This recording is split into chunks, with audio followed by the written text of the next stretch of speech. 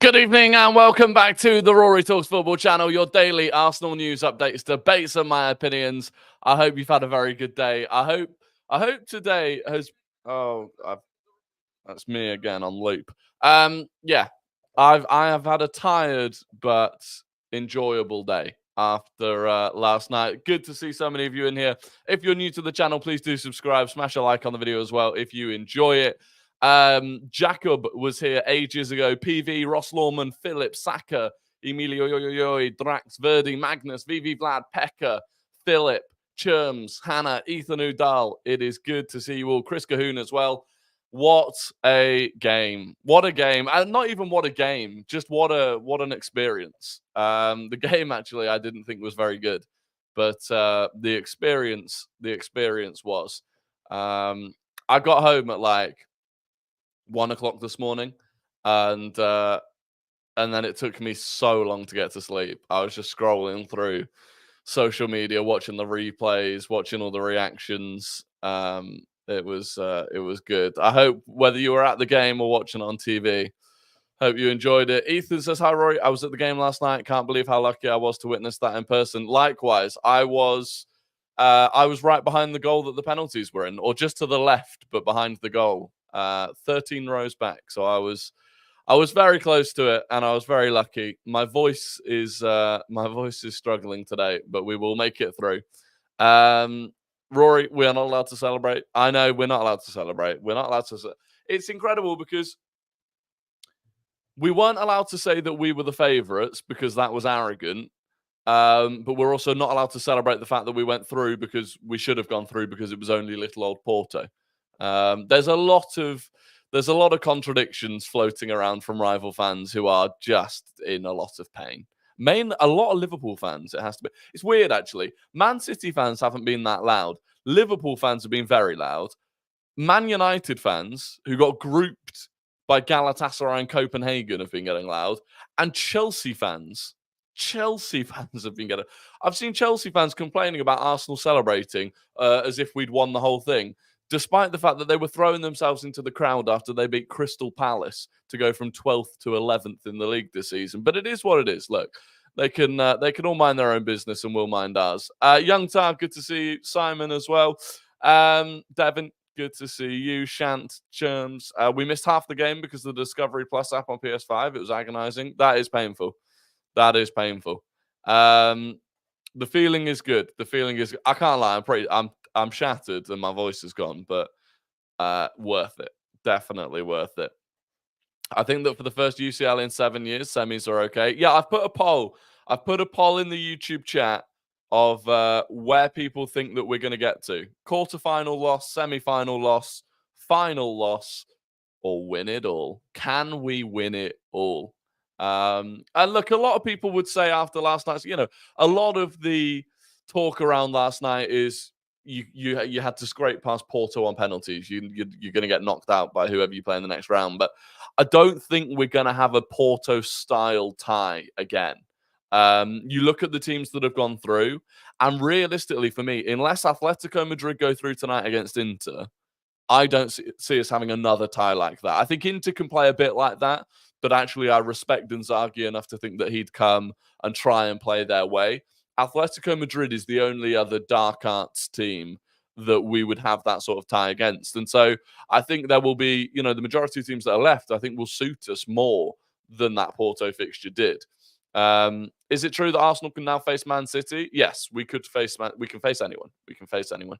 Where were you sat? I was where you were for the West Ham game earlier this season. Unreal. Oh, nice. Yeah, it's a good seat. It was a good seat. I was lucky. I got that in the ballot as well. Rory, I didn't get home last night until 2. Nearly missed the last train. Atmosphere was unbelievable though.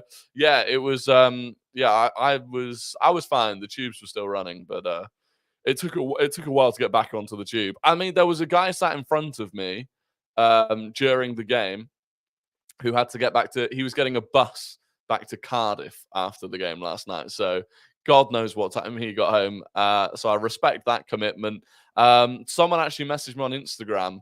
Their final train meant that they actually had to leave after 90 minutes. They didn't stay until the penalty shootout, which is crazy. It's gutting. But who would be your preferred opponent, assuming Inter and Dortmund go through? Dortmund. Dortmund. Sorry. Yeah, Dortmund would be the preferable one. Dortmund would be preferable. Barcelona would be preferable. I don't think they're very strong. I wouldn't mind PSG, to be honest. PSG would be fine. I think like Real Madrid and Man City are the only two that I genuinely think like we'd be not massive underdogs, but underdogs for. I think Bayern, because of the recent history of us against Bayern, I think that has an added level of pressure. Inter would be tricky. Don't really fancy that. I think they're a really well-drilled team. And they don't have the pressure really of fighting for the title because they've already wrapped it up. So we'll see though. Look, we find out on Friday. 11 o'clock on Friday, we find out. And I'm pretty sure it's not just the quarterfinal that we find out. You find out the whole route effectively if you're going to get to the final of who you'll play. So an exciting day awaits on Friday. And look, if you want to win, you've got to beat the best. But if we can end up with a route which avoids Real Madrid and City until the final, that would be ideal. So so basically you'll have 4 teams on either side of the draw. If Man City and Real Madrid can both be on this side and we can be on this side, that's the preference. That is the preference. Like probably your ideal 4 would be Arsenal, Dortmund, Barcelona, PSG. That would be ideal. Arsenal, Dortmund, Barcelona, PSG. Because then you've got, you beat Dortmund and then you beat either PSG or Barca. The worst possible one would be Arsenal, City, Real Madrid, Inter, or Bayern. How will the CL draw work next season then? We basically will know who plays who in 1 second, and we want... No, so it won't quite be like that. It's not literally just going to be like we tune in for the draw and it's bang, there's the games. So they'll draw a team out of the hat, and then the computer will randomly pick 8 teams. And for the very first team that gets drawn, the 8 teams that they come up against will be completely random because it won't matter. Once you start going through more teams, the computer will start figuring out, okay, so this team, they can't play against this team or this team here or there. And then like the more and more it goes, you'll start figuring out who you're going to play against. But yeah, it won't be the same. It won't be the same as the traditional draw. Did you hear that if we got Bayern, they wouldn't be allowed any fans at the Emirates because they caused chaos at Lazio away? I didn't know that, but that is interesting. Didn't know that. Thoughts about Porto's solution to our free kicks? Instead of going towards their goal to Arsenal players' offence, running the other way, putting 6 or 7 players offside. Will other teams try it? I think most teams try that. But you have to execute it perfectly. You've got to execute it perfectly to make sure that those players are offside. It's very difficult to do. 120 minutes of football, 4 minutes total injury time, only 66 minutes with the ball in play. Shocking ref. Yeah, I thought the ref was awful. I'm baffled by people that think the ref was good. I thought from the very first minute he let Porto get away with everything, whether that was fouling us, whether that was the fouls that he did give that should have been yellow cards, but he didn't give the yellow cards. And then the time wasting, which was obscene. He stopped the game twice for injuries that weren't head injuries. He let them bring on a stretcher for someone with cramp. I thought that if Havertz's foul on Pepe was enough to rule out the goal, then Pepe's foul on Ødegaard was enough to give a penalty. I thought he was really poor, and I didn't really understand I think basically I watched it back, and Ali McCoist was really, really praising the referee for allowing the game to flow. The game didn't flow. Like Ross said, the ball was in play for 66 minutes. Like, it didn't flow. 18 fouls were given against us. I thought it was shocking. Honestly, I will take anyone except Inter. Inter would be the most difficult team for us to beat. Interesting. I'd still rather Inter over Real Madrid or Man City, personally. Even though I actually do think Real Madrid are not playing as well as Inter Milan. It's just that the heritage that Real Madrid have. They just seem to get the job done time and time again. I was closely watching the 4th official last night, and he was so annoying, constantly trying to get involved with the managers, like he was trying to make a name for himself.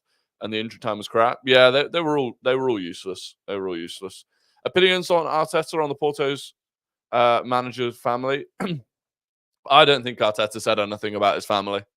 No one has ever mentioned Arteta saying anything about their family or insulting them at all, right? So there's no history of Arteta insulting anyone. This manager, Sergio Conceição, or whatever his name is, for Porto, has a long history of losing games and then coming out and saying that the opposing manager insulted him. Thomas Tuchel with Chelsea in 2021, Pep Guardiola with Man City in 2020. I think he's a liar. I think he's a massive fraud. And I think he should humble himself a little bit. He didn't want to talk about the fact that they turned up, played awful football, and lost. He didn't want to talk about that. I don't like him. I don't like him one bit. What team do you want the most from the draw? Whoever wins out of PSV and Dortmund. Whoever wins out of PSV and Dortmund's the ideal one. Be grateful you didn't have to listen to Ali McCoist. I miss Lucy Ward. She's great on the mic. Yeah, I am grateful I didn't have to listen to that. What did Mikel get a yellow for yesterday? Probably for complaining that, what should have been a goal was disallowed. Loved it when Havertz pushed him. Same. Honestly, Havertz is like, not only is his performances improving on the pitch, but he's just a proper, like, he sticks up for himself. He sticks up for the rest of the players. He'll get stuck in. I like him. Every time it goes to 6:30, I'm like, it's time to go watch Rory Talks Football. I love it. We love it. But yeah, look, there is actually some news today, by the way, outside of the game last night. There is a bit of news, so we'll cover that quickly. So one bit of news. This is coming from Telefootball, which is an all right source. Arsenal are eyeing a summer deal for 23-year-old USA goalkeeper Patrick Schulte as they assess options should Aaron Ramsdale move from the Emirates. So that is unsurprising that Arsenal are eyeing up a potential second choice keeper. I mean, naturally, you immediately, you hear a young-ish USA goalkeeper. You think about Matt Turner. Patrick Schulte, I'll be honest, I don't know much about him. I don't know if he's any good. But interesting that we are beginning to look to a future without Aaron Ramsdale and the potential options to replace him. I mean, look, whatever you say about Aaron Ramsdale, and presumably he wants to leave, and that would be understandable. Did you see the way he hugged David Raya last night? Did you see him in the celebrations? Like, he looked happy. He didn't look like a guy who is unhappy. He watched his competitor become the absolute hero, and he was absolutely buzzing for him. And I think that's tough to do. But he has insisted time and time again that it's a goalkeepers union and that they're a team. And actually, there's a funny clip. Before the penalty shootout, David Raya was going through, like, presumably what they were going to do in the penalty shootout in terms of what way he was going to go or whatever. And Aaron Ramsdale was, like, trying to, like, block them and make sure that no one else from Porto could see what they were doing. So, yeah, I love Aaron Ramsdale, and it's a shame he might go, but it is what it is. And then the other bit of news, right? This might be me clutching at straws. Okay, it might be me clutching it. The source for this is FT Transfers, the Netherlands. So Dutch FT Transfers, right? It's not a good source, but according to them, Arsenal have made Sporting Lisbon's forward Victor Gyökeres their number one striker target this summer. The player has an £85 million release clause in his contract. I might just be, that is the classic. You hear news that you like, and so you trust it. I don't trust that news, but hey, the Victor Gyökeres train has left the station, and we are building up steam. We are building up ahead of steam. So there you go. That's the two little bits of news from today. Adam, no worries. It's good to see you. What club is he at the moment? The American goalkeeper. Do you know what? Let's just have a look. Let's have a look where Mr. Schulte is. What did I say his first name was? Patrick. Yeah, Patrick Schulte. He's at Columbus Crew. Yeah, I mean, he looks all right. I'll bring it up. This is Patrick Schulte. 191 centimeters. How tall's that? How tall's 191 centimeters? 6'3", 6'4". 23 years old. 1.7 million euro market value. 3 matches, 1 clean sheet, conceded twice in the MLS so far this season. I mean, he doesn't have to do much. What's that, per 90? I don't know. It's difficult to judge goalkeepers off stats, to be honest. But he played 43 games for Columbus Crew since January 2022. 6'3.5". 6'2", 6'2". Fair enough. I mean, to be fair, that's actually relatively short for a goalkeeper, 6'2". But I'm sure he'll be fine. I'm sure he'll be fine. Look, it's a backup goalkeeper, potentially, that probably won't happen. Has he been in a squad for the USA yet? I'm not sure. I don't know if it said it. What do people think is going to happen tonight? Inter against Atletico at Atletico. Dortmund at home to PSV. Inter have a 1-0 lead. Dortmund 1-0. So, because there's no away goal rule anymore, basically 0-0. How tall's David Raya? I think David Raya is 6'2" as well. In fact, I'll have a look. But I'm pretty sure, because David Raya, again, and this is what I mean, David Raya is quite a small goal. Oh no, David Raya is 183 centimeters. Damn. God damn. Yeah, David Raya is short, to be fair. I was massively impressed with David Raya on the penalties.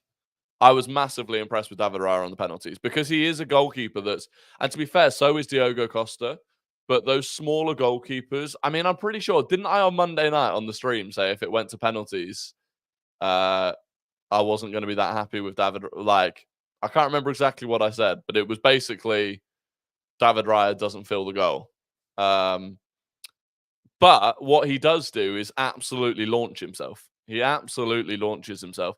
And I wonder if it's a thing, right? So I don't know if you noticed, David Raya dived the same way on all 4 penalties. Obviously, it didn't matter if it was a right footer or a left footer. All 4 penalties, he dived to his left. He's a right-footed player, right? So his right leg will be stronger. He'll have more force in his right leg. And so when he dives to his left, he pushes off his right leg. And I do wonder if that's something that teams will look at in the future. That Raya knows he can fling himself further and faster to the left because that's his strong side. And he went that way every time. And I'm pretty sure, apart from the first penalty, Porto players went that way every time as well, which was interesting. But it worked. So obviously not for Arsenal, but I think Diogo Costa is an excellent goalkeeper. Look comfortable and composed. Chelsea should look at him. He's a brilliant goalkeeper. Really, really good goalkeeper. And this is one thing, by the way. I don't think people... So in the crowd, at least last night, people were getting annoyed at... or not annoyed, but there were grumbles here and there at Havertz and... the wingers not pressing Diogo Costa. Like when Diogo Costa was on the ball, we weren't pressing him much. And the reason is that he's so good on the ball. If you press him by yourself, he'll just clip it over you. Like he'll find the pass, no problem. And you end up just, pressing for no reason, basically. His distribution is very, very good. He's very good on the ball. And that shows, from the opposite perspective, because we have that with David Raya, the fact that we came up against that and we struggled with it is an example of how other teams struggle against us because of David Raya, who I thought was excellent. Even before the penalty shootout, I thought he had a really good game. Why were pundits saying that Ramos should have come on as a sub to take the pens? That was a dumb call, and all they wanted to blame Arteta if they lost. Yeah, I mean, I've never really been a fan of bringing on a goalkeeper for penalties, especially when the goalkeeper... Aaron Ramsdale's a great goalkeeper. He's not an amazing penalty shot stopper. Like, the numbers that Ramsdale has on penalties aren't... It's not like you're highlighting someone where you're like, oh my God, like this guy's speciality is saving penalties. It took Ramsdale... I'm pretty sure it took Ramsdale a long time to save his first penalty for us. Starting to love Raya. His CBS interview was brilliant. Said he wants UCL and Prem, and when asked about the pens, the first thing he said was that he should have saved the other one. I said that. I think I said that. I said that somewhere today, or maybe I said it on the video earlier. That interview, that mentality of you've just been the hero, you've saved 2 penalties, and your first thought is, yeah, but I should have saved 3. That's proper mentality. That's proper mentality. I also loved, if you haven't seen it already, Saliba's celebration, where he's literally like grabbing the badge, pointing at it. Oh, I love him. I love him. I didn't think Saliba had his best game. I didn't think Saliba had his best game at all, actually. I thought he looked a little bit nervous, a little bit shaky. Quite a few times, like, I thought he had time to either chest it down or at least with his header, like pick out Ben White or something, and he just headed it straight back to them. And he got turned a couple of times as well. But yeah, once we won, the celebration was fantastic. Saka making Wendell miss his pen because he has Saka in his pocket still. Saka world class. Yeah, I mean, look, Wendell was excellent. You've got to give it credit. You know, I don't think Saka was at his best, but sometimes you just got to hold your hands up and say, you know, that fullback did an excellent job on Bukayo Saka. Credit to him. You know, a lot of people want to, you know, pull out Saka, and I was worried. You know, when Saka went to take his penalty, I was worried that because he'd had a bad game, you know, maybe he wasn't feeling confident. Saka's penalty was the most confident of all of them. The little short burst run up and just absolutely rocketed it into the bottom corner. It was a brilliant penalty. So I was glad for him. I was glad that Havertz scored his. You know, I think Havertz, he's done so well to sort of make a turnaround and get the fans on side. It would have been brutal if he'd missed it. I mean, I'm just so glad we won. Like, can you imagine this stream today? Can you imagine social media today if we'd lost that penalty shootout? And it almost is. It's not, because it takes genuine ability from the penalty takers and from the goalkeeper. It's not a flip of a coin, right? And it annoys me when people say, well, it's penalty shootouts 50-50. It's not. A lot goes into a penalty shootout behind the scenes, the preparation. If you win a penalty shootout, you normally deserve it, right? But if we'd lost that penalty shootout, the narratives that would be going around today, the slander some players would be getting, I'm so glad it didn't happen. That negativity would have killed me today. My mates at school would have killed me. Yeah, exactly. Instead, I walked in head held high. And also, how rattled rival fans have been for the last, I mean, nearly 24 hours at this point. It's absolutely sensational. They were all fuming. And I was trying to think about, why are Liverpool fans in particular so invested in what we do in the Champions League? Like, it was bizarre the way that they were going on last night. Well, we beat Porto 5-1. Well, yeah, we did that historically as well. Beat them 5-0 at home historically. And I was trying to like figure out like what's Liverpool fans' obsession with how Arsenal are doing in the Champions League. And I realized the reality is, and I don't think we're going to do this, but if we went on and won the Champions League and the Premier League this season, Arteta's equaled Klopp's accomplishments. Like,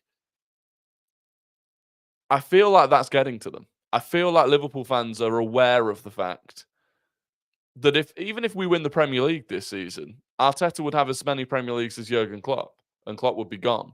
He'd have spent 9 years here and won 1 Premier League. And I think that is getting to them. I do think it's getting to them. Rival fans rattled. We celebrated again. Yeah, they hated the celebrations as well. Because obviously, if their team had won, they wouldn't have celebrated. Have you ever, in the history of your life, ever, no matter when it was, seen a team win a penalty shootout and not celebrate? Don't say that. You're getting clipped. Clip me. Clip me. The Liverpool fans, they're getting the Liverpool fans are getting carried away with themselves. And they hate watching us in a competition that they're not even in. You know, I'm not going to be hate watching them against Sparta Prague. Not my problem. Not my problem.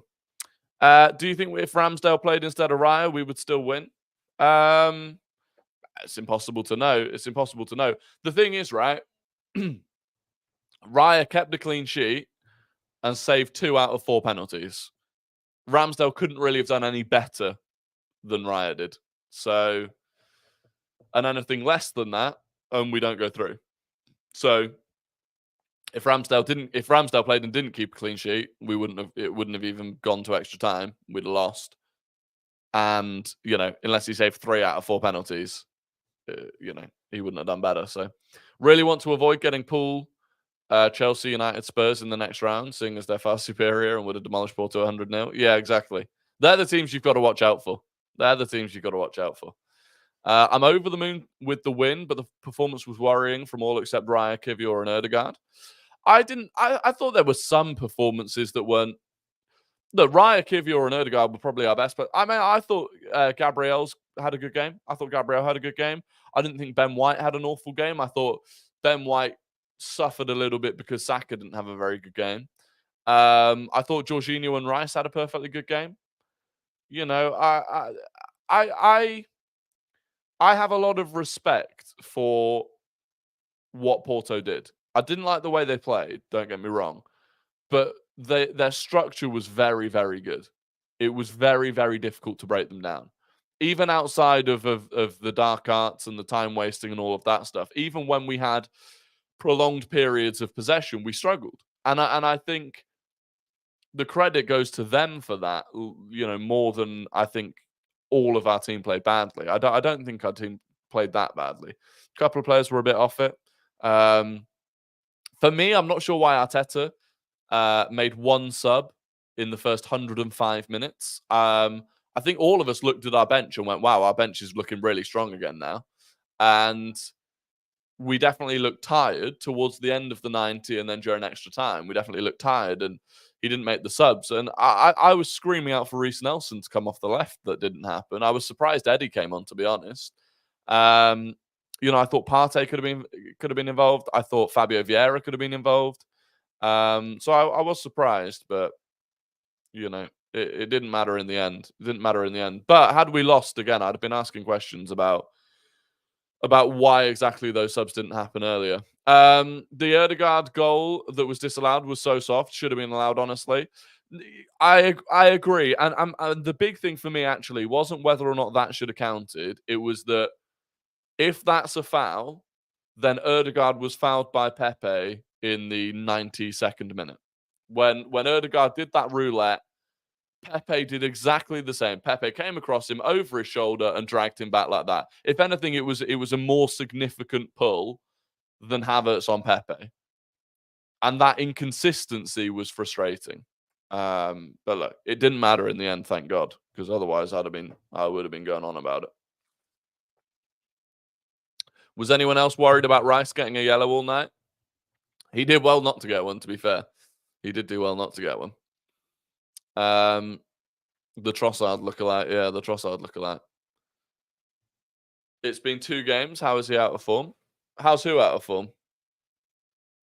Refs allowed the game to flow in Porto games. Yeah, there was 74 fouls in total, the most in a knockout game since 2015. Yeah, exactly. Exactly. It was nonsense that they allowed the game to flow. Absolute nonsense. People need to stop calling it dark arts. It's just savvy football. I don't think it is savvy though, because if you come up against a good referee, it doesn't work for you. Someone said Saka's out of form. No, I don't think Saka's out of form. Not at all. What happened with Malacia? I don't know. Tyrell Malacia just dropped off the face of the planet. He's basically been injured for an entire season and no one knows what the injury was or when it happened or how it happened. It's weird. It is genuinely, it's one of those things that, like, I don't know if it'll ever come out what happened, but we need to stop with the extremities. I've seen people on Arsenal FT call Saka's performance appalling. The line between constructive criticism and abuse is so thin within our fan base. Like, don't get me wrong, Saka didn't have his best game, but he wasn't awful. Like, he still created 2 big chances. Quite a few times I thought he was fouled on the edge of the box where he was literally getting bear hugged from behind and nothing was given, which should have given us free kicks in dangerous positions. You know, like I said, I don't think it was his best game, but he still did a lot more than 95% of wingers would in a game like that against Wendell. It's odd. It's odd. Is Mount back? I swear. Yeah, Mount's nearly back. Mason Mount's nearly back. Again, he's been one that had a bit of a weird injury and kind of disappeared out of nowhere. I don't mean you. Good. No, I agree. I agree with what you're saying. Havertz has never missed a penalty. Impressive. I mean, to be fair, those stats can exist for people that don't take a crazy amount of penalties, but if we want our players to do well, why abuse them? Yeah, exactly. Exactly. And constructive criticism's fine. And if I sit here and say, you know, Saka didn't have his best game, I'm not abusing him. Saka probably knows he didn't have his best game. He's not, and this is where it comes to, because some people don't think you can be critical at all, right? Of course you can be critical. The players are probably more critical of themselves than most of us are critical of them. So of course you can be critical and you can be honest and you can call your observations, but there is a line where it's it becomes abuse, and that's just completely unhelpful. And I think when players look at stuff online, if they see someone saying, I thought this player could have done this and they could have done that and it wasn't their best game, they probably sit there and go, yeah, fair enough, I agree. It's only when they're getting abused that it becomes a problem, and it's ridiculous, and I don't really understand why people would do it. Saka even said he didn't have his best game. Yeah, exactly. Like the players aren't stupid. They know when they haven't played that well. Havertz missed against Dortmund last year. Oh, there you go. Their manager was so sour. He was. Yeah, the manager was a joke. Especially, remember after they beat us in the first leg? And their manager said, they came here to play. We came here to win. Yeah, what did you do last night, buddy? Did you come to play? No. Did you come to win? Well, if you did, you failed. Jog on. Absolutely jog on. Apparently Foden was at the game. Yeah, I did see someone say that Phil Foden was at the game. I'm not sure why. No idea why. I mean, maybe he was just, just fancied enjoying a good game of football. Can't blame him, to be fair. Damn, I didn't know your 9 and 9 averages like 350k views. Yeah, the 9 and 9 on Instagram, gets like 400,000 views an episode. It pops off on Instagram. I don't know why, but it's pretty cool. It is pretty cool. Anyway, it is time for Guess the Gooner, the game where I give you 5 clues about an ex or current Arsenal player, and you have to guess who that player is in the chat. First person to get it correct wins the immense pride and respect of the Rory Talks football community. So get your fingers on your keyboards ready for today's Guess the Gooner. Starting with clue number 1. They won Serie A with Juventus.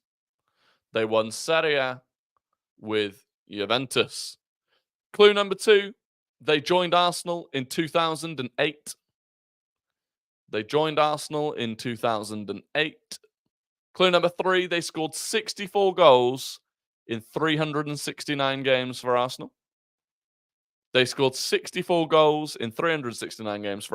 Clue number 4. They won 3 FA Cups.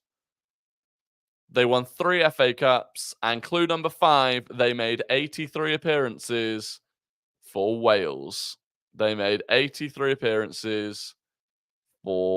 Wales.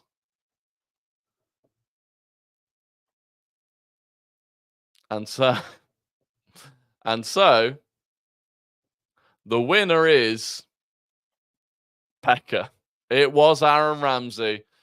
Pekka won it. Young Tar came second. George Christodoulou came third. Mevin came fourth.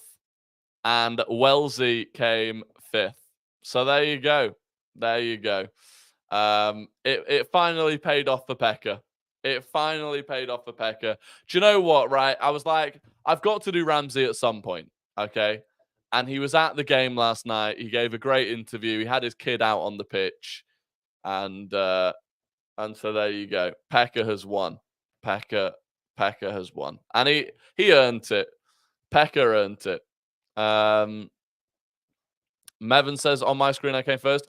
Mevin, scroll up to pretty much before Guess the Gooner, before I'd even given the first clue. Scroll up to before I'd even given the first clue. Pekka was there. He got called up to the Wales squad. Good for him. Wasif, good to see you. But yeah, congratulations, Pekka. Yeah. Credit to him. Anyway, it's time for Guess the Non-Gooner. I will give you a career path of a player who does not and has not played for Arsenal. Is that allowed? It's allowed. It is allowed. Yeah, this is a career path of a player who does not and has not played for Arsenal. You have to guess who the player is in the chat. This player started their career at Broma Pozhkana. Broma Pozhkana. They went to Brighton. They went on loan to St. Pauli. They went on loan to Swansea City. They went on loan to Coventry. They moved permanently to Coventry. They moved to Sporting Lisbon. So Broma Pozhkana, Brighton, St. Pauli on loan, Swansea on loan, Coventry on loan, Coventry permanently, and Sporting Lisbon. Who's going to get it first?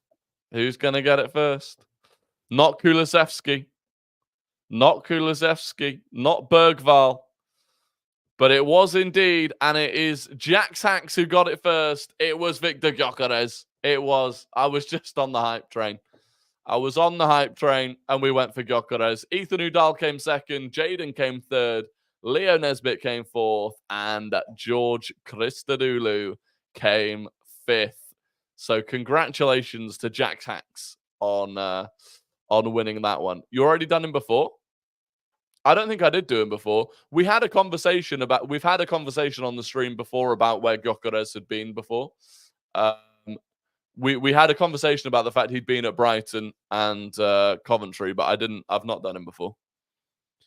Do you know the reason I know I haven't done him before?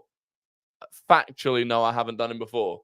Because I used Transfer Market to do all of the players, and when I went to search his name today, it had never been searched for before. Because whenever I've searched for a player before, it comes up as like a recommended thing because I've already done it. So, yeah, I hadn't done him before. Mevin, again, Mevin, you came seventh. Mevin. VV Vlad came sixth. You came seventh. On my screen, Mevin, it comes through. On your screen, your message comes up quicker because it doesn't have to go through the internet to be there. On my screen, it all comes through as they're sent from your internets. So on your screen, it will look like you came second, but on mine, you came seventh. What do you do for your day job? So I don't have a full-time day job anymore. So I freelance. Doing marketing, social media, influencer stuff, and then obviously from social media at this point, I earn money off that as well. Mainly TikTok, to be fair. But no, not studying. It's a long time since I left university. Saka has stopped taking on his opponent and passing backwards instead. Why? Not always, but we've had a fair amount of success from that. Passing it back to what he does a lot now is he passes back to Ødegaard, and then he makes a run inside and he receives the ball inside the box, and it works quite well. I studied economics at uni. So yeah, he still gets past his man quite a lot. He goes past his man on the outside a little bit onto his right foot. What happened with Carragher and Kate Abdo? So basically on CBS, obviously Carragher, Mika Richards, Thierry Henry and Kate Abdo have their show. They're clearly good friends. There's a lot of banter between them. And they had, I'm not really sure why, but they had an Arsenal shirt floating around. So at one point, Mika Richards was wearing the Arsenal shirt. Then Jamie Carragher was wearing the Arsenal shirt. And then I think they asked if she was going to wear the Arsenal shirt. And she said, no, I'm loyal. And I think someone else said, who loyal to who? And she said, Man United. And then Jamie Carragher said, not to Malik, which is her fiance. So it sounded like Carragher was saying that she cheats on her fiance. And obviously there is also this whole thing about Kate Abdo and Thierry Henry having a thing, right? That they flirt or whatever. Everyone kind of went silent and went like, you are. And it was really cringeworthy. And then like Carragher had to laugh it off. What I thought was that when they said, who are you loyal to? And she said, Man United. I think the way he said it was not to Malik, as in like, not to Malik, like as in a question, like the fact that she said Man United instead of Malik, he was like, oh, you're not loyal to Malik? But it came across more of Yeah, I think exactly, Jaden. I think you're right. I think he didn't like raise the pitch of his voice at the end of it, so it didn't sound like a question. It sounded like a statement. But it's all a lot of drama over what was basically just an awkward moment, effectively. Worried about the TikTok ban? No, no. If you're not aware today, the US we're gonna get a bit political here, folks. Strap yourselves in. This is getting political. No, the House in the United States passed a bill which effectively means that ByteDance, which is I think it's a Chinese company, would have to sell their stake in TikTok, right? Or they own TikTok or something. They'd have to sell TikTok to another company. The reason is that the US are worried that TikTok, basically, that TikTok manipulates its algorithm so that it shows. Basically, they think that Americans are seeing things that they shouldn't be seeing, that the Chinese wants them to see, which is effectively just right wing politics anyway. It's still got to get through the Senate, which it probably won't do. And then even if it does, the chances are ByteDance will just sell TikTok. So, like, there's no way that something as big as TikTok gets banned in somewhere like America. Is basically what I'm saying. And also, it's quite ironic that America would say that, because obviously things like Facebook and Instagram are banned in China, right? And when that happened, because they're owned by American companies, and the Chinese didn't want the Americans taking the people of China's data and stuff. When that happened, America were like, "This is censorship. This is wrong. This is why America's great and free." And yet now America are doing the exact same thing with TikTok because it's owned by a Chinese company, and they say that this is democracy and it's protecting their people. So there is some irony there. I mean, I've always said, if the China listen, right? If the Chinese are spying on my combined 11 between Arsenal and Spurs, fair play. Do you know what? If I go to China and I'm stopped at the airport and they say, "Hang on a minute, right? You've put David Raya in goal ahead of Vicario. What are you doing?" I'm going, fair enough. You know, fair enough. Send me home. Send me home. But what are they going to spy on? What are they going to spy on? And also, is our government are spying on us. America's spying on it. And it's not spying. They just harvest your data so they can throw ads and crap at you. Like, it's not spying. It's just data harvesting. Like, imagine, what are they going to do if they have everyone's data? If they have every person's data about everything, what are they going to do with it? Like, what are they going to do? It's I don't really care. More about data stealing. Yeah, well, it was originally it was about data stealing, but now they've changed it to start talking about how they think that China can affect the election, right? They think China can affect the election by showing the American people pro-Trump TikToks. Effectively, that's what it's come down to. Yeah, there you go. There's your little politics lesson. Anyway, basically, don't worry. I mean, we're British. Well, I'm British. I don't know where you're from. I'm British, so it doesn't affect me anyway. I'm in England. But it will affect the Americans potentially, but it probably won't. Gonna watch any of the games? Oh yes, I'm gonna be watching Inter against Atletico.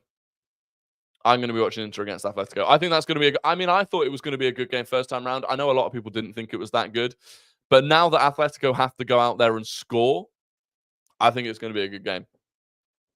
Trump or Biden? No, we're not getting into that. Listen, I'll talk objectively about politics. I'm not gonna start getting into. Not going to start getting into Trump or Biden. That never ends well. That never ends well. There should be a 5-minute segment. Oh no, I clicked on the wrong one. There should be a 5-minute segment called Rory Talks Politics every stream. No, honestly, talking about politics online is risky moves that I do not want to get involved in. No way. Prefer a team that sits back or tries to play us? I could go either way. At the level we're at now, I'd prefer a team that goes at us. Arteta or Biden? Mikel Arteta. Can you imagine what a president Mikel Arteta would be? Unbelievable.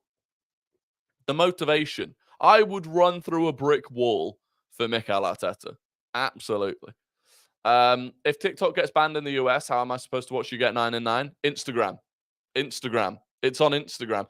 It gets more views on Instagram than it does on TikTok. So there you go. There you go. Look, Dane, you know, if China knows that about you, what are they going to do? What are they going to do? In a debate, Biden is a disgracia. Yeah, exactly. Exactly. Not sure about Biden as an Arsenal manager. No, Biden, no. I don't want, no. I would want Arteta as both Arsenal manager and president. I don't know if that's a conflict of interest. Not really. Leader of the free world. But yeah, no, Biden as Arsenal manager, I don't think would go too well. I mean, the formation would be carnage. We'd probably be playing a 7-4-9 or something. You know, it would be problematic.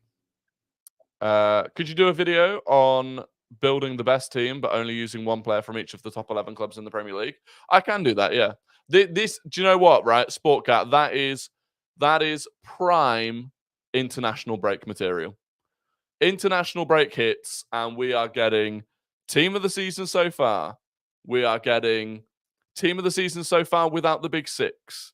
We are getting team of the season so far from 10th down to 20th. We are getting team of the season so far, but you can only have one player from each club. We're getting all of it. That is international break fodder. We love to see it. Stan Kroenke's going to rig the election for Arteta to win. I'd vote for him. I would vote for him. I mean, I don't know. Has he lived in England long enough? Could he run for Prime Minister? I don't know. The problem is he'd never win it in England because all the rival fans can't stand him. How did you start social media? I fell into it, to be honest. I fell into a job doing it during the pandemic. So I'd graduated. I had no intention of going into social media or anything like that, but there was nothing going on and everyone was working from home. So I fell into a job doing it, and then one thing led to another. I started making TikToks to prove a point to my boss that it was easy. And here we are. Rory, who would you want in the quarterfinal? Would you want a real test or to get lucky for Dortmund? Yeah, I get Dortmund. Dortmund or PSV is who I want. 100%. Anyway, look, that is going to be the end of the stream today. It got a bit weird at the end, went on to American politics, but, you know, why not? Why not? I hope you enjoyed it. If you've not already subscribed, please do subscribe. Drop a like on the stream before jumping off. I would be massively appreciative of that. I'll be back 6:30 tomorrow, as always. But until then, have a fantastic evening. Enjoy the Champions League football if you watch it, and I will catch you all tomorrow. Goodbye.